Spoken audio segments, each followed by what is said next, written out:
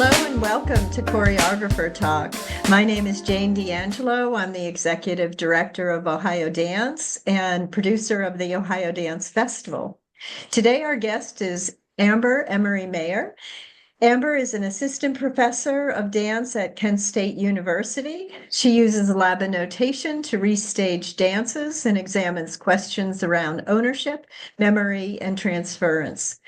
She shares movement practices that support people with eating disorders and mental health challenges.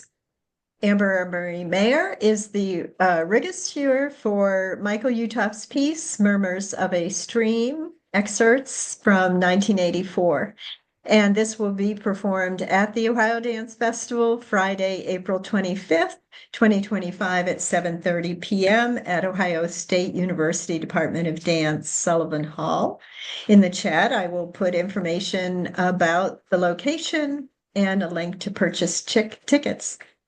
Amber, thank you so much for joining us today.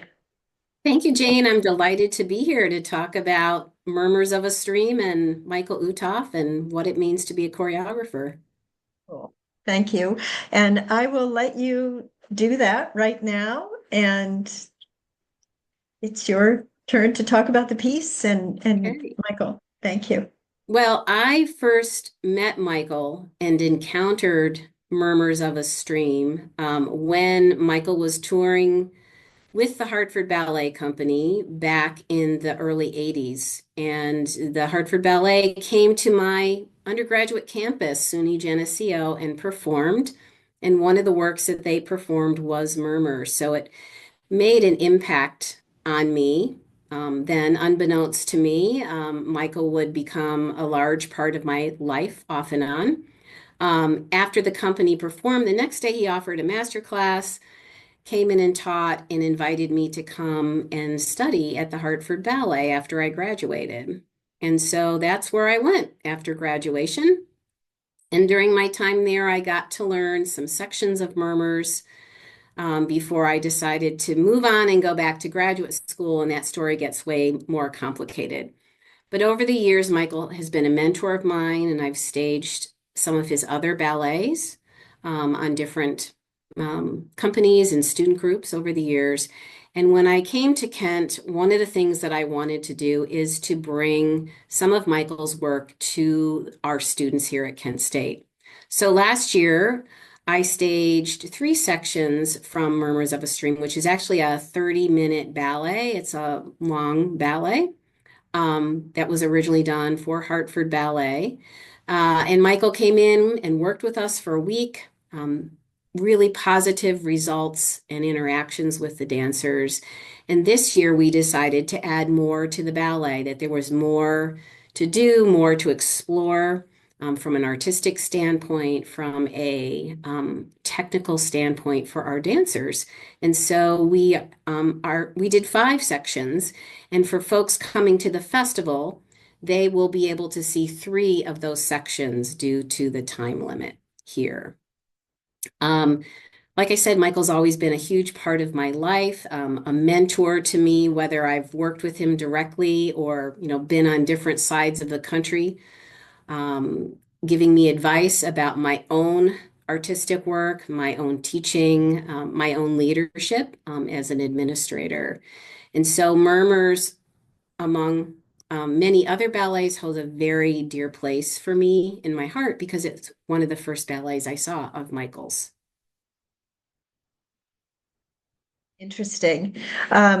We know that Kent State dancers are beautiful, and we look forward to seeing them do this piece. And we also interviewed Michael, so he told us some of the backstory of the piece, which is very interesting for people to learn. And so I have a question for you. What advice would you give to aspiring choreographers? Well, that's an interesting question. Myself, I have been a choreographer over many periods of time in my life. More recently, I've been more responsible as a stager, or you could call it a transmitter of other people's work. And I've been lucky enough to work with living choreographers in the studio, watching them create, watching them teach the dances.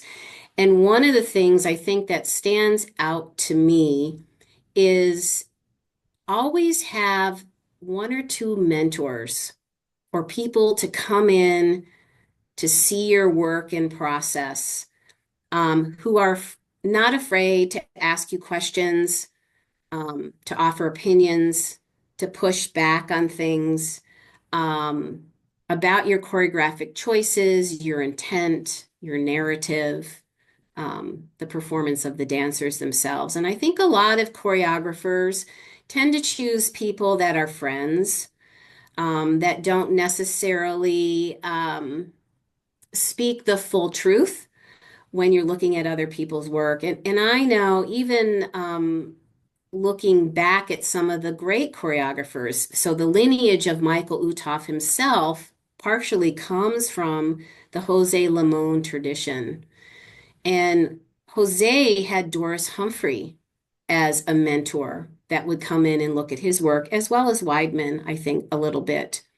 And I do know Michael also, over different periods of time, would have people come in and look at some of his work too.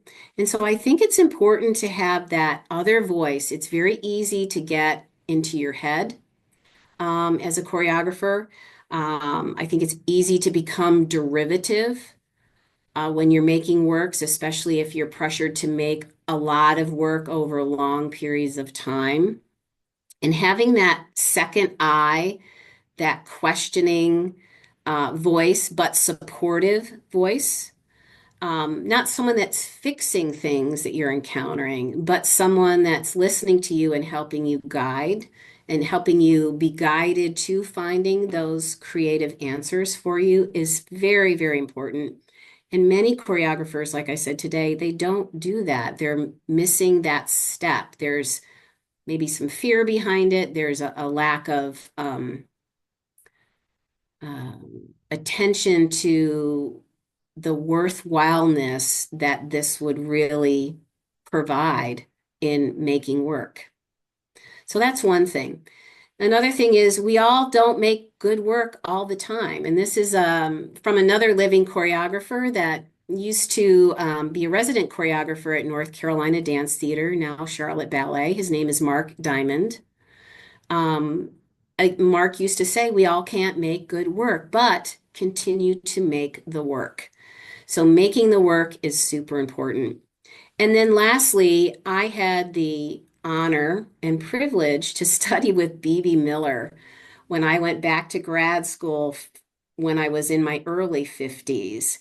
And one of the things that BB imparted to me, and I don't know if she did that on purpose or not, is the importance of having an open movement practice where you are going in to a studio, a space, whether by yourself or with other people, and you are participating in a movement practice where it's not a dictated technique, where you might be exploring certain questions that you have, or internalized body feelings or emotions. And I think that that's something good to do. It's kind of like dabbling or doodling sometimes in a way that keeps things moving forward. And going in to do an open movement practice with no goal necessary in mind. That's something else that BB imparted to me that I would love to share with other folks. Yeah, great. You really have some good advice for people. Absolutely. And you've worked with so many different people, so you have different stories about what they have given you Right. about their practice and shared Right. with you. So that's so important. And the critical feedback is so important for people. You know, as long as they're doing it in a healthy way. Right. Right. I think And it's it's yeah. also, as artists, whether we're performers, teachers, choreographers, administrators, writers, we have to allow ourselves to be vulnerable in order for some of these things to happen. And take chances, right? That's composition 101, to be open to taking chances. Be open to choreographing works for different environments, for different types of organizations. I know when I first started out as a choreographer, this is decades ago when I was still working with Michael, in the late 80s, early 90s, is he would say, yeah, take on working with an opera company. Here, go over and work with Hartford Stage. Now come in and set a piece. And even at 81, when he was here this fall, he said to me, so tell me, are you making any work now? And I said, oh, well, I've been movement directing. And he said, you need to go back to making work. Yeah. Good, So good. So are even as an 81-year-old talking to me, in the second half of my career, reminding me, hey, Amber, you got to go back and make some work. great. And so we look forward to seeing that new work, Amber. Me too. Great. Well, thank you so much for joining us today and imparting some of your wisdom with us, sharing it with us. We really appreciate you.